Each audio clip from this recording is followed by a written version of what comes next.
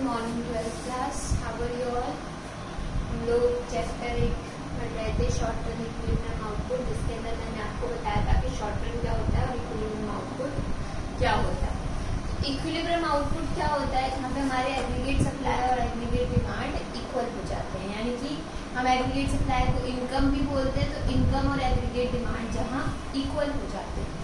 तो अगर हम मान के चलें कि ये इक्विलिब्रियम हम एस्टेब्लिश नहीं कर पाते, या फिर ये चीज़ इक्विलिब्रियम है, या फिर जो जो दोनों चीज़ें इक्वल है, ये सिचुएशन नहीं होगी, तब क्या होगा। तो अगर इस वाली सिचुएशन में तो क्या है कि सप्लाई यानी कि एक्चुअल स्टॉक और डिमांड यानी कि रिक्वायर्ड स्टॉक, तो एक्चुअल स्टॉक और रिक्वायर्ड स्टॉक बराबर है। तो अगर हम मान के चले कि एक्चुअल स्टॉक ज्यादा है और रिक्वायर्ड स्टॉक कम है, यानी कि actual stock is greater than required stock, तो क्या हो जाएगा, aggregate supply is greater than aggregate demand, यानी कि सप्लाई ज्यादा है और डिमांड कम है, इनकम ज्यादा है और डिमांड कम है। उस सिचुएशन में क्या होगा, प्रोड्यूसर को लॉसेस होंगे। क्यों? क्योंकि उसने चीजें बना तो ज्यादा ली, प्रोड्यूस कुछ ज्यादा कर ली और वो चीजें बिक कम रही हैं। अब मैं क्या करूँ, कोई चीज बहुत ज्यादा बना के स्टॉक अप कर लूँ सप्लाई करने के लिए, पर वो डिमांड उसकी बहुत कम हो, तो क्या होगा, वो चीज मेरे पास ही पड़ी रह जाएगी और खराब हो जाएगी। तो मुझे क्या होगा, एक्सेसिव स्टॉक या अनसोल्ड स्टॉक रखने की वजह से लॉसेस सफर करने पड़ेंगे। तो जब एग्रीगेट सप्लाई या एक्चुअल स्टॉक ज्यादा होता है एग्रीगेट डिमांड या रिक्वायर्ड स्टॉक से, तब क्या होता है, प्रोड्यूसर को लॉस होता है ज्यादा स्टॉक अपने पास रखने के लिए या ज्यादा स्टॉक प्रोड्यूस करने के लिए। अब इसका एकदम उल्टा लेके चलो, अगर एग्रीगेट सप्लाई कम हो और एग्रीगेट डिमांड ज्यादा हो, यानी कि यहाँ पे सप्लाई ज्यादा थी और डिमांड कम थी, या कह रहे सप्लाई कम है और डिमांड ज्यादा है, या इनकम कम है और एग्रीगेट डिमांड ज्यादा है, या फिर एक्चुअल स्टॉक कम है और रिक्वायर्ड स्टॉक ज्यादा है, मतलब आप किसी चीज की डिमांड ज्यादा कर रहे हैं और मार्केट में वो कम अवेलेबल है, तो भी क्या होगा, प्रोड्यूसर को लॉस होगा, क्योंकि वो डिमांड को फुलफिल नहीं कर पाया। अगर उसे पता होता कि कितनी डिमांड हो रही है और वो चीज वो उतनी ही प्रोड्यूस करके बेच लेता, तो उसे क्या होता, प्रॉफिट होता। पर अब डिमांड ज्यादा है और वो चीज वो प्रोड्यूस नहीं कर पाया, तो इस वजह से उसको नुकसान हुआ उसका। तो दोनों ही कंडीशन में नुकसान होगा। जब एग्रीगेट सप्लाई ज्यादा होगी तब क्या नुकसान होगा कि उसने ज्यादा प्रोडक्शन कर ली, और जब एग्रीगेट सप्लाई कम होगी तब क्या नुकसान होगा कि वो डिमांड को फुलफिल नहीं कर पाया। तो हमारी सबसे स्टेबल सिचुएशन कौन सी होती है, इक्विलिब्रियम वाली, यानी कि जितनी एग्रीगेट सप्लाई है उतना ही एग्रीगेट डिमांड हो, यानी कि जितना एक्चुअल स्टॉक है उतना ही रिक्वायर्ड स्टॉक होना चाहिए। ठीक है, आगे समझ 3 सिचुएशन है।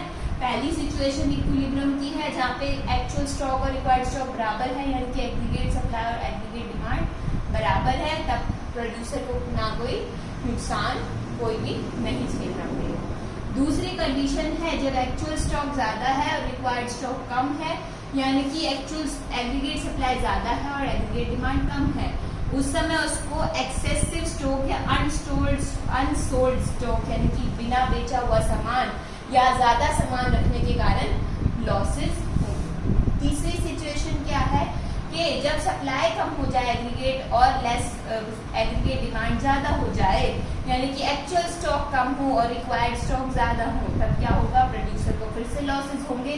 किस कारण से, जो डिमांड है उसको फुलफिल ना करने के कारण से। तो 3 सिचुएशन है आपकी, इक्वल की, एग्रीगेट सप्लाई ज्यादा और एग्रीगेट सप्लाई कम।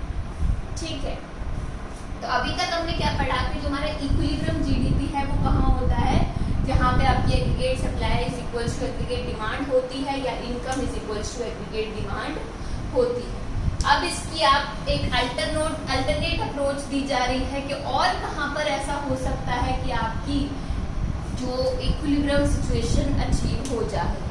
तो सबसे पहले हम मान के चलते हैं कि हमारी इक्विलिब्रियम कहाँ होती है, मान के क्या चलते होता है, यहाँ पे जहाँ पे एग्रीगेट सप्लाई एग्रीगेट डिमांड के बराबर होता है और इनकम और एग्रीगेट डिमांड भी बराबर।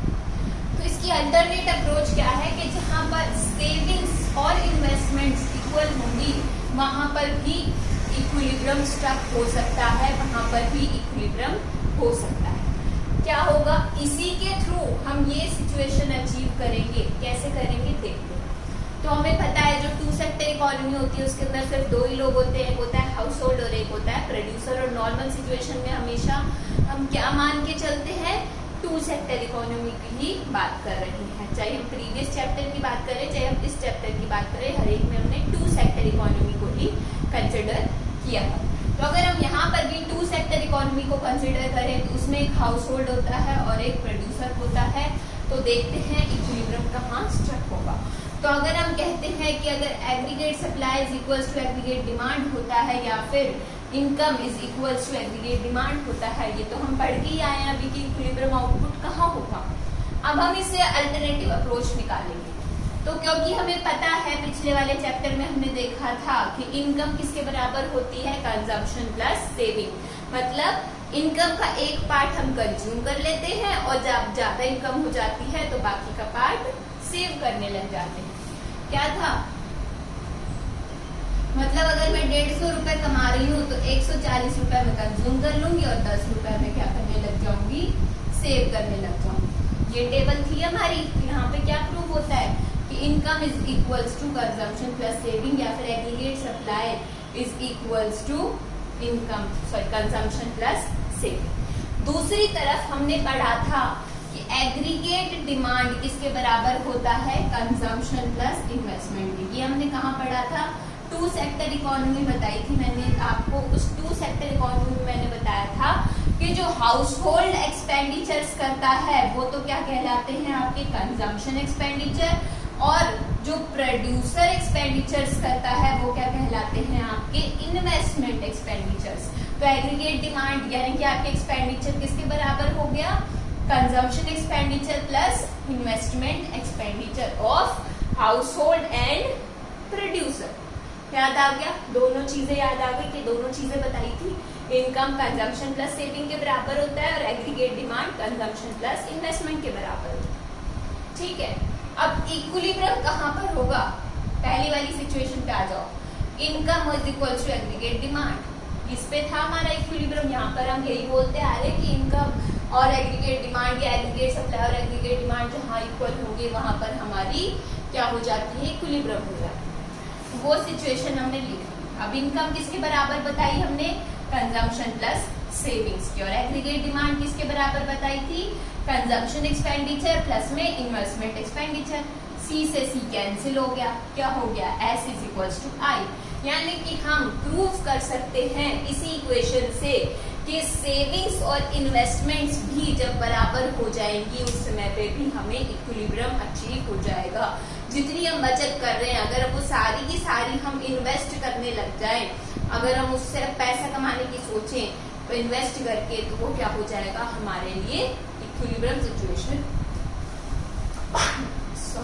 इक्विलिब्रियम सिचुएशन हो जाएगी। ठीक है, तो 2 तरीके की इक्विलिब्रियम सिचुएशन हमने देख ली शॉर्ट रन के अंदर। एक होती है जहाँ पे एग्रीगेट सप्लाई और एग्रीगेट डिमांड बराबर होती है या फिर हम एग्रीगेट सप्लाई को वाई भी कहते हैं। तो जहाँ income is equals to aggregate demand होती है वहां पर भी आपको इक्विलिब्रियम जीडीपी हो सकता है।